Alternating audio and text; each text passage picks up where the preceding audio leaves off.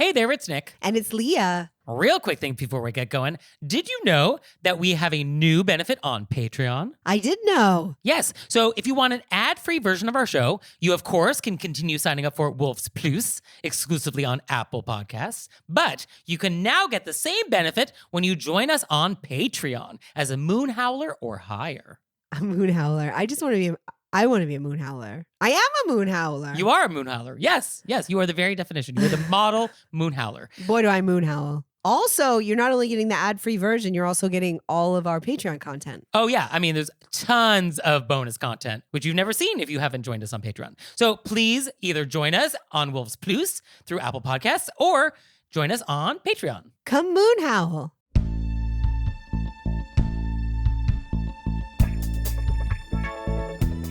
Do you make people accommodate your schedule? Do you give baffling gifts? Do you make your friends drive you everywhere? Were you raised by wolves? Let's find out. Here are things that can make it better when we have to live together. We can all use a little help. Some people don't ask themselves, were you raised by wolves? Hey everybody, it's Nick Layton. And it's Leah Bonema. And let's just get right down to it with our AMUSE-BOUCHE. How do you keep coming up with them, Nick? I don't even know. So for today's AMUSE-BOUCHE, I want to talk about Amy Vanderbilt. Oh, okay. And we reference her quite often. Like, she's in the same pantheon as Emily Post, Judith Martin, Letitia Baldridge. But what do you know about her? I mean, I know nothing. Okay, well, then let's talk about it. I'm a blank. If you haven't told me, I don't know. That's true. Yeah. Oh, you have not independently researched Amy Vanderbilt? Oh, how curious. So she was definitely like the definitive voice on etiquette in like the 50s and 60s. Like post World War II, she was it. And she wrote a book called Amy Vanderbilt's Complete Book of Etiquette, published in 1952. And it was 700 pages. I mean, like, it is a big book. And when you hear the name Vanderbilt, you probably think of Cornelius Vanderbilt, the Commodore. He's like the railroad guy, Grand Central, tons of money. And Amy, I think, kind of leaned in on this. I think it definitely helped her because, like, of course, she's a Vanderbilt. But she is, at best, a first cousin 3 times removed. So she does have a common ancestor, a farmer from Long Island in the 1600s. But then from there, like, the family tree, like, totally splits. And there's a lot of Vanderbilts. So she did not have any of the cash. She did not have the golden age opulence of her upbringing that I think a lot of people may have attributed to her. Her father was an insurance broker, and she was born on Staten Island in 1908. And then she studied journalism at NYU. And then one of her first jobs is she started as a journalist for the Staten Island Advance, which was like a paper there, which still exists. And she did social coverage, which interestingly, so did Judith Martin. Like Judith Martin, Miss Manners, she got her start covering parties for the Washington Post. So interesting how both of these etiquette mavens sort of had that similar journalism background, started with like the social pages. And then she got into PR. And she actually became the president of a PR firm. And that PR firm actually did a lot of like work with publishers. So she was like totally in the publishing world. And Doubleday, a big publisher in New York, wanted to do an etiquette book, like a modern etiquette book, because one did not exist. And so they hunted around for somebody who they thought could actually write it. And they wanted somebody who could write it, somebody who had the experience, the social experience, had the business experience. And so they thought that Amy was the right person. And I'm sure she was well known in those circles. And so sort of like, Amy, why don't you write it? And she didn't want to originally. Oh. She says that she had the same feeling about etiquette that a lot of people do, which is like, oh, that's fussy, that's not for me. And she says, quote, I didn't want to be a disagreeable woman who everybody feared. Like, that's what she thought about etiquette, which is like, oh, how interesting. But then I think they convinced her. And so she like went to a cabin in the woods. And for 5 years, she researched the book. Oh, wow. And she started with like stuff that she knew personally. So like social stuff, raising children. And then she actually reached out to experts for like the other stuff. Like there's a whole section about heraldry, crests and shields. Oh, wow. Which like, I mean, who needs to know this? And obviously like she didn't have this knowledge. So like she reached out to heraldry experts for this. So that's why this book took so long. And then as soon as it came out, total instant bestseller. And this makes sense because when you think about like the United States in the early 50s, this is post-World War II. This is a rising middle class. This is social mobility. This is tons of women entering the workforce and new roles. And all the traditional social structures were changing. And the idea of like, oh, we're hosting a dinner party, which would take weeks of planning, like, we don't have time for that anymore. No, that's not what entertaining is anymore. And so there was a need for like, oh, this new way of doing it. And she became so popular. She had a TV show called In Good Taste. And she had a radio show, which is The Right Thing to Do. And then she had a column that was syndicated. So like super influential. Like she was your go-to person. She even had a cookbook that was illustrated by Andy Warhol before he was famous. Oh, wow. Oh, wow. Right? Yeah. Yes. No, it's super fun. I mean, it's super fun. And so in thinking about like Amy versus the other people, like versus Emily Post, Judith Martin, I think she really emphasized the idea of gracious living. Like that was like her thing. And even the subtitle of her book, Amy's Guide to Etiquette, A Guide for Gracious Living. And so she really was about like comfort and common sense and like being flexible. She was not a strict rule follower. So I think she would kind of resonate in that way for you. And she was very practical. And she saw good manners as like a tool for social harmony and respect and not as snobbery. And there's a great quote from the book, which is, some of the rudest and most objectionable people I've ever known have been technically the most quote unquote correct. Some of the warmest, most lovable have had little more than an innate feeling of what is right towards others. And I like this, Amy. Right? Yeah, I kind of like that sensibility. So then Amy dies at 66. So young. Yes, and there are some questions about what happened, and I will post some links in the show notes if you are curious. But once she died, that was it. There was no successor to her column. It just ended. Everything just ended. And today, there's like virtually no trace of her online. I am unable to find full episodes of her TV show. I have not been able to find her radio show. It's even hard to find her syndicated columns. And there was an interview that was in the Library of Congress system. And she actually contributed to the World Book encyclopedias. And World Book, remember them? Yes. They had a whole TV program called Beginnings, where they interviewed people who like contributed chapters. And they did an interview with her. And this is in like the Library of Congress collection, but it's like on film still. And they're like, well, you can come down to DC and watch it here if you'd like. And I'm like, that's a little inconvenient. Like it's not a hard no. Like I would absolutely get on a train to watch a 30-minute video of Amy like I'd do it. But I did make arrangements to have it digitized. This process took a year. So that is why we're now talking about it today. I started this AMUSE-BOUCHE a year ago. This is wild. Oh, yeah. No, I've really been giving this a lot of thought. But I finally got a copy of the video. I had it digitized for everybody. So it is now publicly available. I will post a link. You can actually watch this if you'd like. Nick! And yes, you are welcome. Send me a thank you note. And it was very interesting because I had never really seen her as her. I saw like her doing a Lucky Strike cigarette commercial and like a Glade air freshener commercial, but I never got to see her talking about just like etiquette. So that was very interesting. And I'm not sure if I got a great sense of actually who she was. Like it definitely made me curious, but I definitely felt like I was not getting the full picture of like who this woman was. But she said some very interesting things. And one was that she says she was an early reader. So she started reading at 5 and she was surrounded by writers in her community when she grew up. And so she always had like this very literary background. But she also says that she was a lonely child and she was not a happy child. And she says, quote, I think when people are not happy, they are sensitive to other people, happy and unhappy, they're perhaps more conscious of it. And so I thought it was very interesting that she thinks about this sense of empathy, this deep sense of empathy. And I think that actually really comes through in her etiquette advice, that she really does have an empathy that, not that the other writers, the Emilys, the Judys don't have, but like I think she's got more of it, maybe. I just thought that was kind of interesting. She also tells a story about how in elementary school, she was in a class with a lot of first-generation Americans who were from Italy, and they had trouble reading. And because she was an early reader, her teacher put her in a room with these people and said, like, teach them to read. Oh. And so from an early age, Amy says that she had the opportunity to know and understand the problems of people who had different background from herself. And so I think that's also very interesting from an etiquette perspective and how early that happened. So totally interesting. It's worth sort of watching this because she was so influential in America and American society.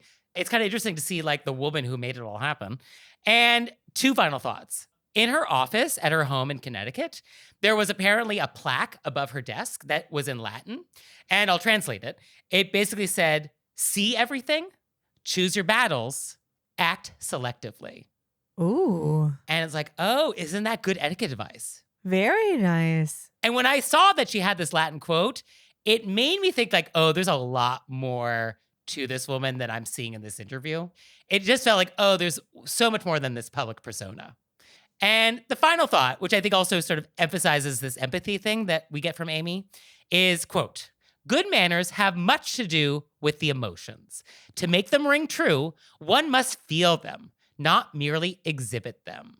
Oh, wow. Right? Which is interesting because I often say, like, etiquette doesn't care what you feel inside. It just cares how you act. Ideally, what you feel inside matches how you act. Like, that's the ideal, but like not required. But for Amy, it is required. It does matter that you embody the good manners. So, Amy Vanderbilt. I loved it. I also love that she went to a cabin. You're like, oh, it's so Thoreau. You know what I mean? Oh, yes. And the cabin has a great name. She called it Daisy Fields. I love Isn't it. that wonderful? I love it. Yes, I'm going to go out to Daisy Fields this weekend to work on my novel. Yes. Oh, we should all have cabins with good names. Please. So that's Amy Vanderbilt. Amy!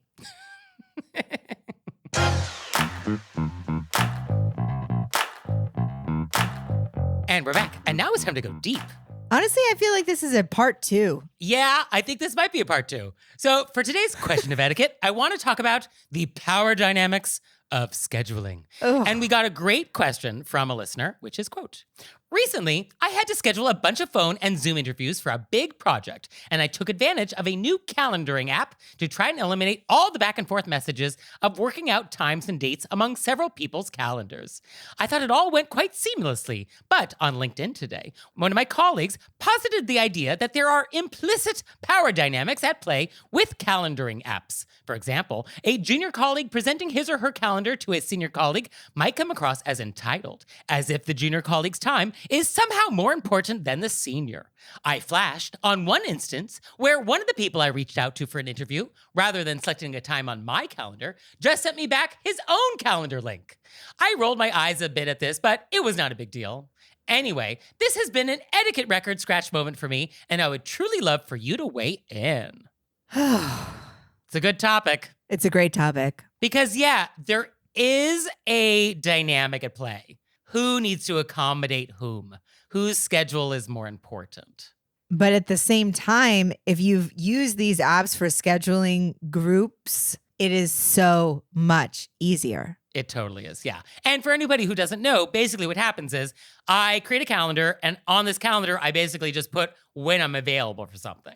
And you could just then go in and you would see all the availability, and then you would just pick what works for you, and you would like schedule it, and then it ends up on my calendar. And like, how great. And so if there's like 6 people, then it will just pick out which is the one that has the most availability of the most people, Yes, if everybody's linked together. Yeah, exactly. which really cuts some time down. Yes, as we discussed in a recent episode, Yes, scheduling the meeting is like worse than the meeting. significantly. So I don't necessarily mind this technology just in general, but I think the way you give your calendar, I think that's where the rubber can meet the etiquette road. Because I think if you present the calendar link, which is like, here's when I'm free, you figure it out, that can definitely feel like a little like my calendar is more important than yours. And I also think, I mean, this is where she was like, here are the times I'm available. And then they were like, here's my calendar. It's like, that wasn't the right way to respond to that. No, unless I'm more important than you are, none of your times work for me. And so here's my calendar. You make it work for you. Because That's how I read that. yeah, because well, our letter writer is the person scheduling the interviews. So it's like, if you want the job, I That's would true. think that you would figure this out. Oh, I missed that detail. Yeah. So if I'm interviewing you, Leah, like, oh, please interview for a job at my company. Here's my availability. And you send me a link back to your availability. Oh, that would catch my eye. Yeah, I would be like, oh, Hmm. seems like a red flag. Yeah. Oh, I mean, total red flag. Yeah. Total red flag. So I think there is something to it. But I think if you are the junior person and you want to schedule with somebody perceived as higher up, I think you could send the link, which is like, hey, in case this is easier for you, here's my availabilities in this app. But obviously, if none of these times work for you, let me know what works, and obviously we'll make it work. Yeah, that's a nice way to say it. Right? So I think do that. Because at the end, we are saving people time. Ideally, yes. Yes. I think if we present it as a tool and not as a demand, that's the key. Yes, I like that. I also recently did one that was a little bit different where it was like a group of 10 of us. And the person setting up the meeting was said, here's 3 times. And then you just went in and you put like an X in the next to which one you were. And then it sort of let the person scheduling it know where the most X's overlapped. Right. And then so what people weren't sharing calendars, they were just like, here's my availability. That was so easy. So that's it. So there it is. Problem solved. Great. And I love our letter writer. I think they're trying to make it easy for everybody. Yes, I love that. And I think there should be more of this. And as a reminder, as a follow-up to our previous episode about meetings, do we need to set up this calendar at all? Does it need to actually even happen?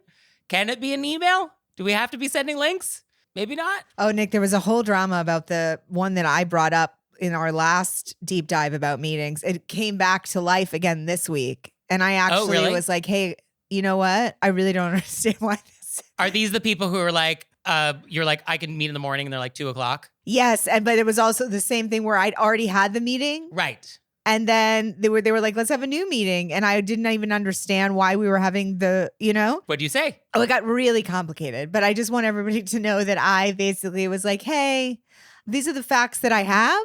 What more do we need to know about this? I have nothing more to add. I mean, there seemingly is nothing else. And did that end it or no? We got to have a meeting. I don't know. We're in. Okay.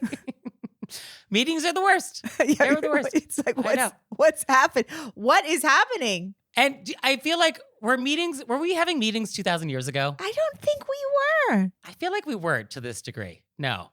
And yet we got stuff done somehow. My favorite part about this is the person who originally wanted to have the meeting was like, I'm not available now. Why don't you guys go ahead and do the meeting? Oh, so he's already decided I don't need to be in the meeting. And I immediately messaged and I go, this meeting was your idea?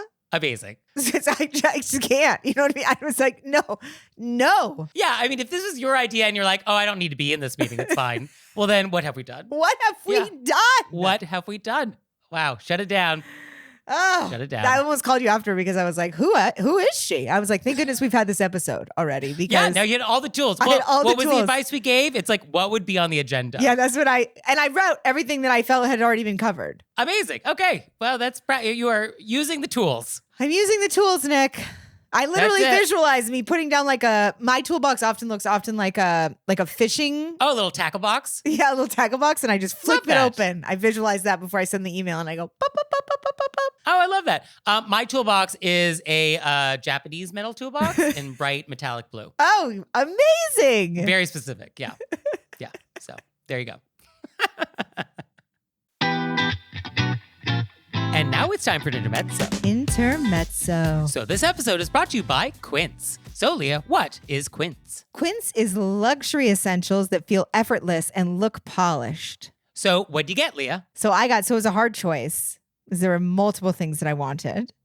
But I got it and I'm very happy with it. I have received it. I got 100% European linen button front dress. Okay. And how is it? I love it. It's mid-calf, all the way buttoned down the front, which I feel is very classy, with a tie belt and then cute little sleeves and a little collar. I love it. So elevate your fall wardrobe essentials with Quince. Go to quince.com/WYRBW for free shipping on your order and 365-day returns. That's QUINCE.com/WYRBW to get free shipping and 365-day returns. Quince.com/WYRBW.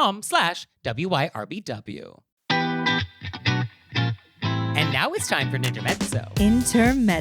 So this episode is brought to you by Wayfair. And as summer winds down, get back into a routine you love with Wayfair. So they sent you a gift card, Leah. So you did a little shopping. What did you get? There's so many choices in different categories. So you got to figure out, what category do I want? I mean, you could literally get anything on there. What I went for, Nick. Yeah. I got new oven mitts because I find oven mitts, a lot of them, they're too hard you're like, I need some mobility. And some of them are not hard enough. So these look like the perfect oven mitt. You're like the Goldilocks of oven mitts over there. Except I wouldn't break into somebody else's house.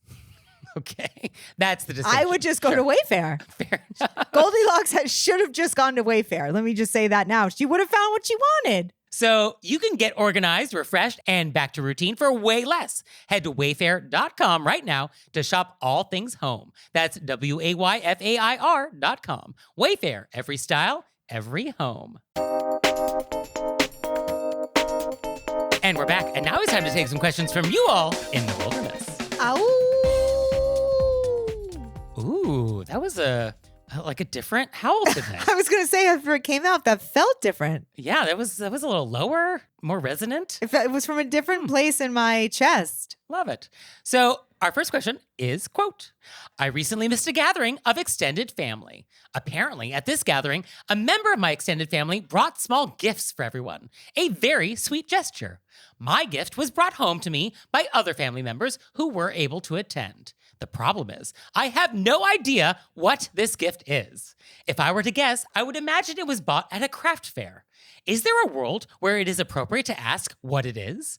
I know I can just acknowledge the gift in a non-specific way. Thanks so much for the sweet gift. But I'm wondering about the etiquette of acknowledging that I'm baffled by what this item is to be used for.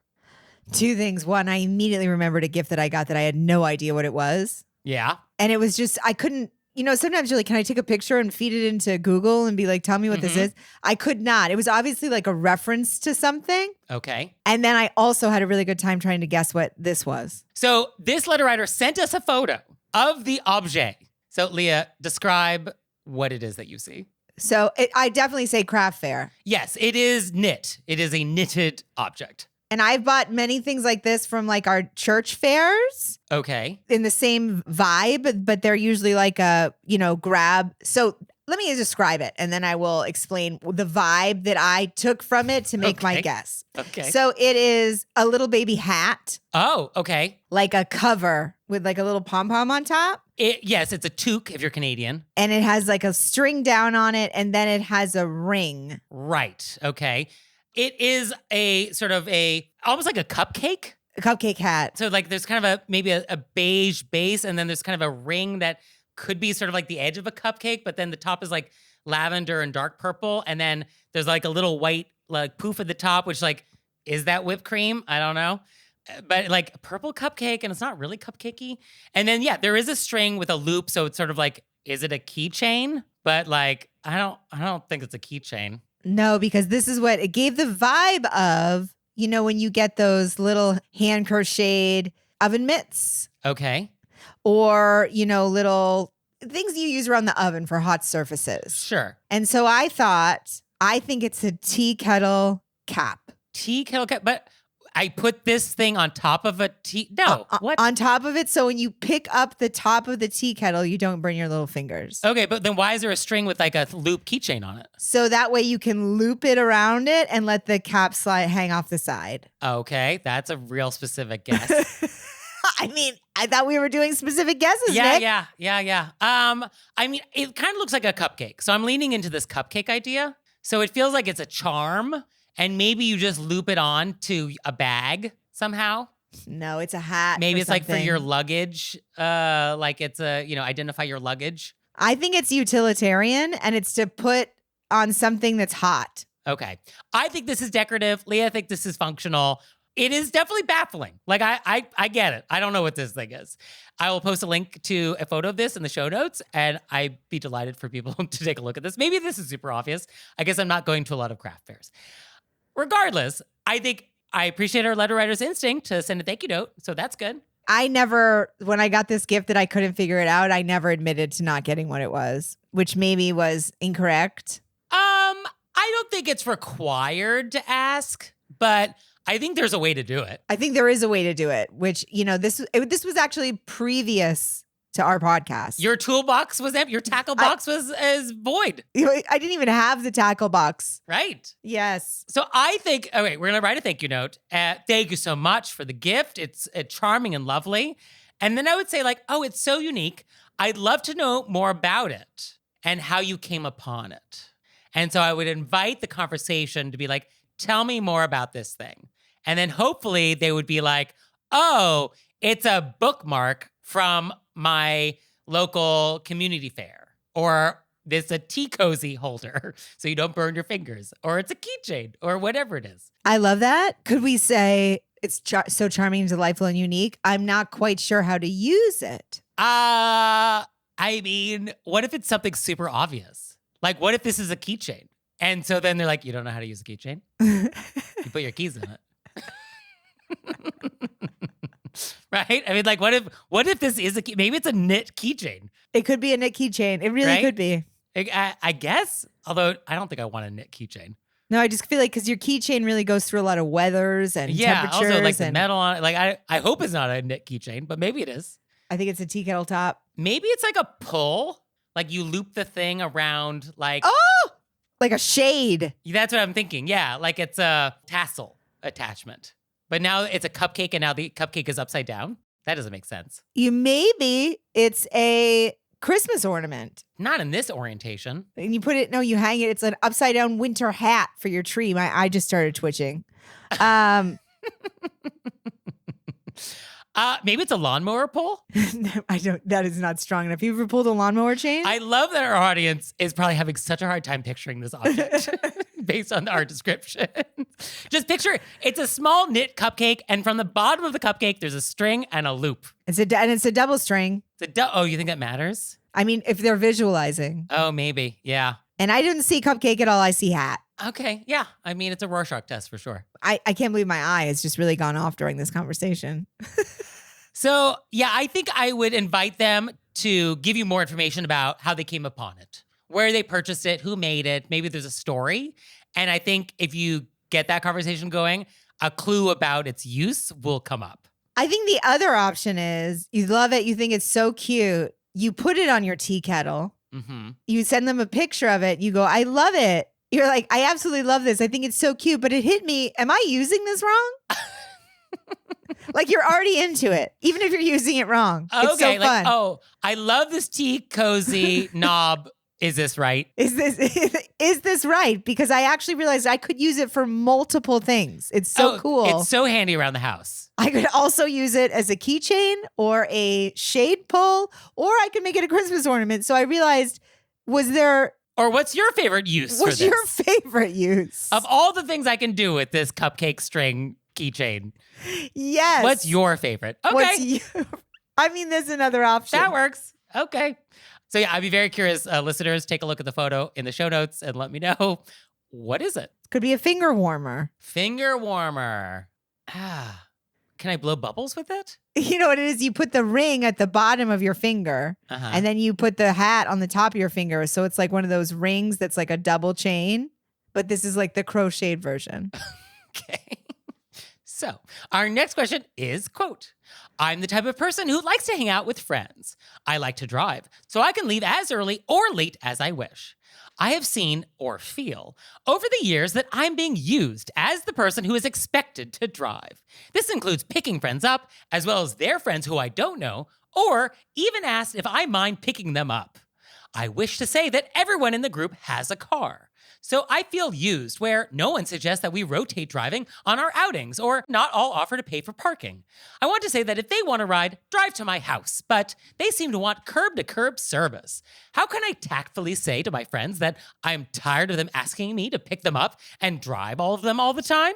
I do think that this is like a poopy thing that happens when like you have a person who volunteers to do things and then people just sort of then glam on and then like expect it all the time and they don't even realize that they're sucking the life out of this person and not being gracious about it. Yeah. And this has happened where it's sort of like, oh, driving, that's your thing. Yeah, that's, and I think it also happens to people who often host events. Yeah, it's like, oh, you always host the big party for the Super Bowl. That's your thing. You're obligated to do it every year. We're just coming over. We figure you're going to set it up. Yeah, this does happen. Yeah, this is unfortunate. I wrote down, they were like, hey, can you pick me up? Or can you pick me up at 5? You know what I mean? They were like, and then you could say something like, sure, can you drive over to my house and drop your car off and we'll all leave from here? Yeah, I think we just need a good old fashioned boundary setting. Yeah, which is like, here's what works for me. Because you are not obligated to like chauffeur everybody. Because also when you pick them up, that means you got to drive them home. Yeah. So it's a double. They're hitting you on both ends. So this way, if their car's at your house, I think you're like making them recognize, oh, I'm just expecting a pickup and a drop off. So when you throw something out, they have to be like, oh, I've just been expecting this whole time. But then also you're being like, you're setting it up so you also don't have to drive them home. Yeah, I think it's fair to be like, I'm happy to drive if everybody wants to leave from my house. End of story. Yeah, be here. Please be here by this time. Yeah. And I think we could also say like, hey, it'd be great to rotate the driving responsibilities. Like I like driving, but I think we could have everybody take turns. I think our letter writer likes to drive so they can leave whenever they want. I respect that. So I get that. So I think I would also say, hey, we can all leave from my house. Also, I may want to head out early. So if you think you might not want to leave whenever I want to leave, you should probably bring your own car. Yeah. I love the idea that they're now asking you to pick up people you don't even know. Can we also pick up Jane? What? Yeah, now it's gone too far. Yeah. Yeah, now you're a bus. You're what? I think just good old-fashioned boundary setting. And as a reminder, it is possible to be polite and set boundaries at the same time. Like that is totally compatible. And then I think we just throw it out there like real, like, oh, of course I would say this because it's absolutely reasonable that you would not expect me to do everything your way all the time, but not in any kind of way. Just like, for sure, just everybody meet here at 5. And then if they push back, that's their issue. Totally. Yeah, I wouldn't feel apologetic about it. Yeah, not apologetic at all. Happy to drive, everybody. I'm leaving my place at 5. Be here or be square. Yeah, and then if they're like, but, then they'll have to say out loud, but I expect you to always pick me up and drop me off. And then maybe the words will come back and they will look at them for what they are. Yeah, I mean, we can only hope. We can only hope. So you out there, we hope you have some questions for us. So send them to us. Send them to us through our website, wereraisedbywolves.com, or you can leave us a voicemail or send us a text message, 267-CALL-RBW. And now it's time for an intermezzo. Intermezzo. So this episode is brought to you by the Life Kit podcast from NPR. From fitness routines to mental resilience, navigating personal goals to tackling burnout, we all need a little bit of help being human. Life Kit offers real stories, relevant insights, and clear takeaways to help you meet those decision-making moments with confidence and clarity. If you're looking to move with more intention or just need thoughtful guidance on living better, Life Kit delivers strategies to help you make meaningful, sustainable change. They had some great episodes recently that I thought were fun. One was how to embrace the mess and teach your kids to cook. I love that. And another, which I thought is super relevant to our audience, is why it's so hard to accept compliments. Oh, so relevant. What I like is that Life Kit isn't just another podcast about self-improvement. It's about understanding how to live a little better. I want steps. So listen now to the Life Kit podcast from NPR. And now it's time for Intermezzo. Intermezzo. So this episode is brought to you by Earth Breeze. So Leah, what is Earth Breeze? Earth Breeze is detergent sheets. That's right. They're free from harsh chemicals like optical brighteners, dyes, parabens, phosphates, and preservatives. Because it turns out that most popular detergents are packed with harsh chemicals that can irritate your skin, mess up your hormones, and cause allergic reactions. And what's great is that because it's just a lightweight, pre-measured sheet that dissolves in the wash to clean your clothes, you're not dealing with heavy plastic jugs, and there's no mess, and no harsh chemical residue. And it's also great because then you're not throwing out big plastic jugs into the environment. So if you're looking for a powerful clean without harsh chemicals, try Earth Breeze. And it's easy to switch because if you're not completely satisfied, they have an amazing money-back guarantee. So right now, you can try Earth Breeze for up to 40% off, plus 4 free gifts at earthbreeze.com/WYRBW. That's earthbreeze.com/WYRBW for 40% off, plus 4 free gifts. And we're back, and now it's time to play a game we like to call Vent or Repent, Vent or repent. which is our opportunity to vent about some bad etiquette experience we've had recently, or we can repent for some etiquette faux pas we've committed. So, Leah, would you like to vent or repent? I want to give you a chance to go first, Nick. Delighted to. So I would like to vent. So I was with a friend and we were going to some event together. So we decided we were going to Uber together. And so then we do that and we get to the event and now we're at the event. And my friend then realizes that he left his phone in the Uber. And unfortunately, this friend has decided that his phone case is also his wallet. Oh, So not a great combo. So now we've lost both our phone and the wallet. So I was like, okay. So what we do is in the Uber app, there's a way for you to like contact your driver for like that last ride. But of course, my friend had ordered the Uber. I was gonna say, who ordered the Uber? So we have to like log me out of my account on my phone. He has to like log himself into my account so that, okay, fine. So now we're in, we send a message to Uber. Uber actually contacts the driver, which very fast. I was very surprised. And the driver like checked the car and was like, nope, no phone or wallet here. So then we're calling the phone, like nothing. So then eventually, like 30, 45 minutes later, we try again and somebody picks up and it's like, hi, you have like a phone. And he's like, oh, yeah. It was in the back of an Uber, so I took it. I thought that would be better than giving it to the driver. And I'm thinking, how is this better? But okay. And this guy lives in like Bed-Stuy, Brooklyn. Oh. And he's like, well, I got it in my house. You can come here and pick it up. And it's like, okay. And this is like Friday night. And that's like an hour car ride at this point with traffic, like to get from like, you know, where we are in Manhattan to like all the way up there. So like, okay, well, we're going to head out because like, obviously we got to get the phone for my friend. And so he's like, but I'm going to go to bed in like 30 minutes. What? And so like you took someone's phone because you thought you were being helpful. You took it to like Bed-Stuy, Brooklyn, and now you're going to bed soon.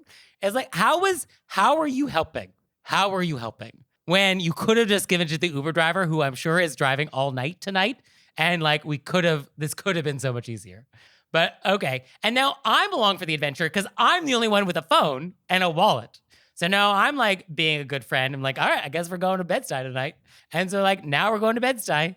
And so we're like, please don't go to bed. Like there could be traffic. Could you stay up a little longer for us? Like we're begging this guy, like, please don't go to bed. And so then like my friend, like I stay in the Uber, my friend like runs up, get the wallet. And I guess like the guy was expecting some sort of reward or something. Oh, I bet he wanted a tip. Yeah. Oh, I don't think you earned a tip here tonight, sir.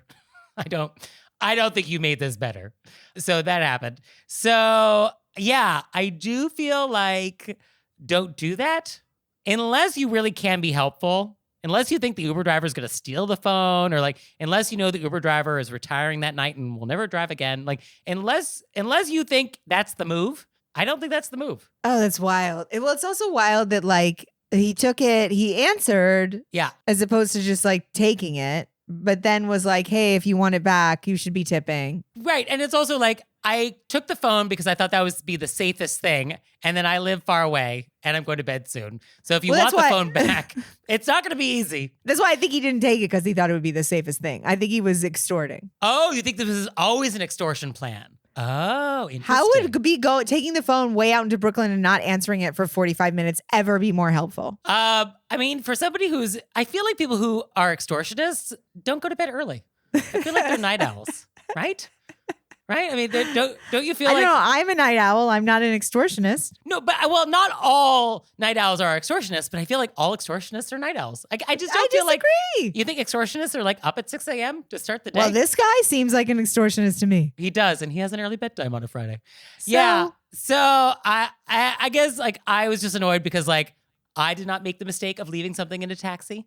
So, you know. So friendship, Nick. You got to go along for the ride. I know. The ththings we do. So, Yulia, would you like to vent or repent?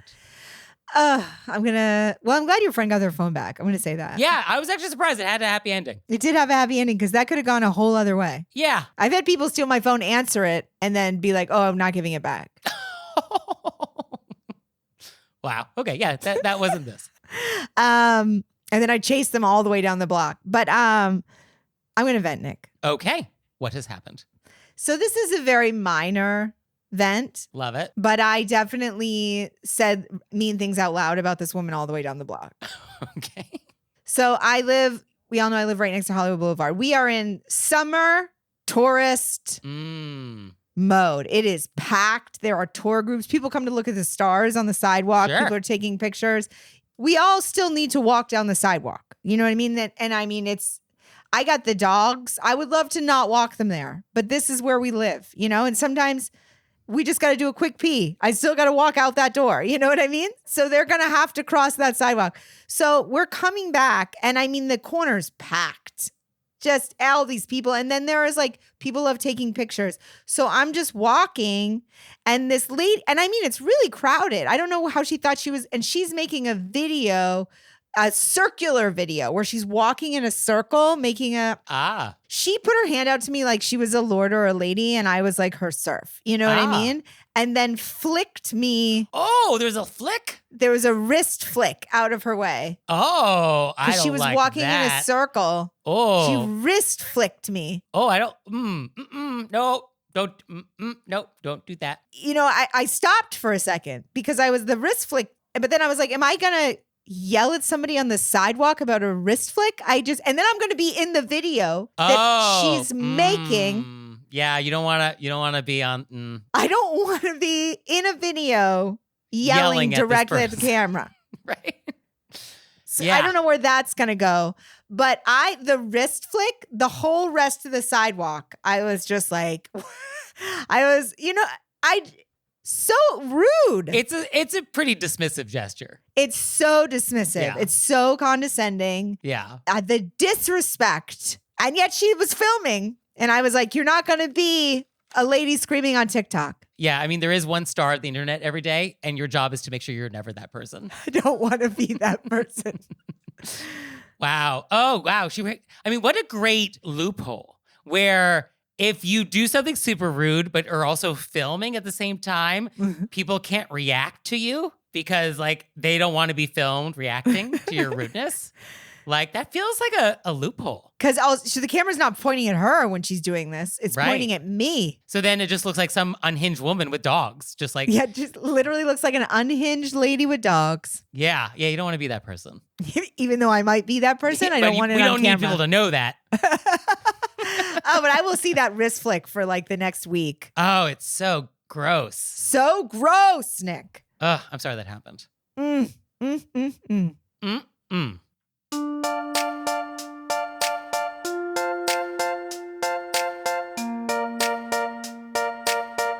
So, Leah, what have we learned? Oh my goodness, I learned this extensive, amazing biography about Amy Vanderbilt. Yes.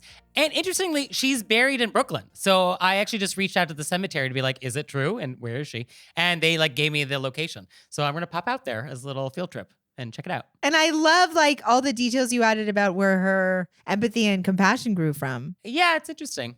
And for you, I learned that you have no idea the difference between a hat and a cupcake. I mean, when a person's hungry, they would eat either. Fair enough. Well, thank you, Leah. Thank you, Nick. And thanks you out there for listening. I'd send a handwritten note on my custom stationery if I could. He would. So for your homework, as you'll recall, I'm expecting handwritten notes at my P.O. box from y'all. And many of you are doing your homework, so thank you. But the number of letters I am receiving is not the same number as people who listen to our show. Isn't that interesting? The number of letters I'm getting is less, which means some of you not doing your homework. And international listeners, you have post offices where you live too. And the mail works internationally. So just because you live outside of the United States, you are not exempt from homework. I'm expecting letters from you too. So please do your homework. Nick is a hard marker. I would be so happy that I got any letters. No, I'm very happy with the letters I've received. Thank you to all of those who have done their homework. I appreciate it. But those of you who have not, I take it personally. I feel like I have failed somehow. I'm glad you used the word personally because I was just thinking how you feel like a personal trainer right now who's like just not taking excuses for not hitting your macros or your workouts that week. Yeah, you know, no you're like, excuses. I don't care what happened. Do or do not. There is no try. So please do it. Send me a letter. I really want it. And we'll see you next time. Bye. Bye.